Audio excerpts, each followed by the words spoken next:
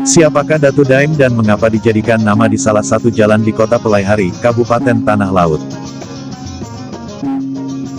Datu Daim, selama ini dikenal oleh sebagian masyarakat Pelaihari hanya nama sebuah jalan, yang berada tidak jauh dari Pasar Tuntung Pandang Pelaihari. Masih banyak masyarakat khususnya Kota Pelaihari belum mengetahui apa yang melatar belakangi kenapa di daerah tersebut diberikan nama Jalan Datu Daim.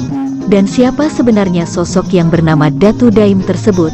Menurut sumber cerita, lisan salah seorang warga Pelaihari bahwa Datu Daim ini sebenarnya adalah salah seorang pejuang pada saat zaman penjajahan Belanda. Beliau hidup pada masa peperangan Kerajaan Banjar, dan salah satu perwira di Angkatan Perang Kesultanan Banjar.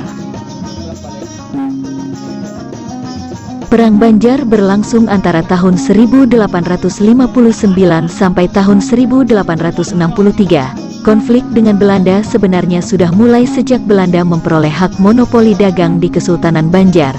Ikut campurnya Belanda dalam urusan kerajaan, kekalutan makin bertambah. Pada tahun 1785, Pangeran Nata yang menjadi wali putra mahkota, mengangkat dirinya menjadi raja dengan gelar Sultan Tahmidullah II. Tahun 1785 sampai tahun 1808, dan membunuh semua putra almarhum Sultan Muhammad.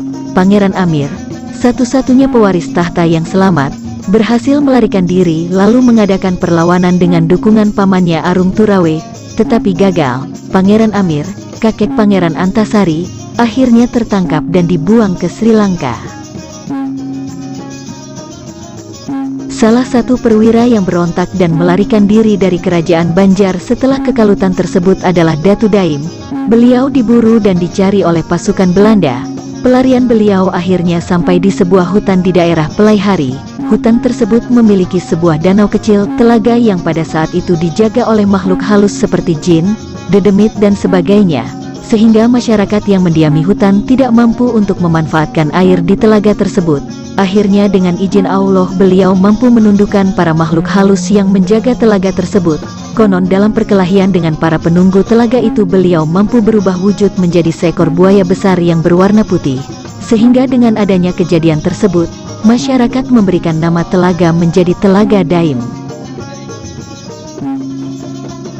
Keberadaan beliau kemudian diketahui oleh Belanda, sehingga Belanda mengirimkan pasukan untuk menangkap Datu Daim.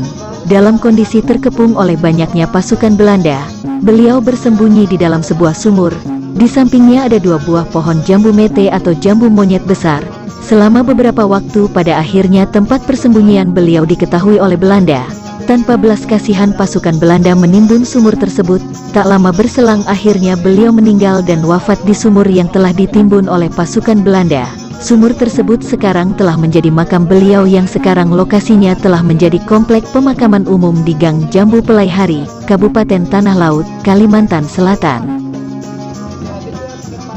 Mudah-mudahan cerita ini dapat menginspirasi kita semua, dan sekaligus membuka lembaran-lembaran yang masih banyak menyisakan misteri tentang siapa sebenarnya sosok Datu Daim yang sesungguhnya.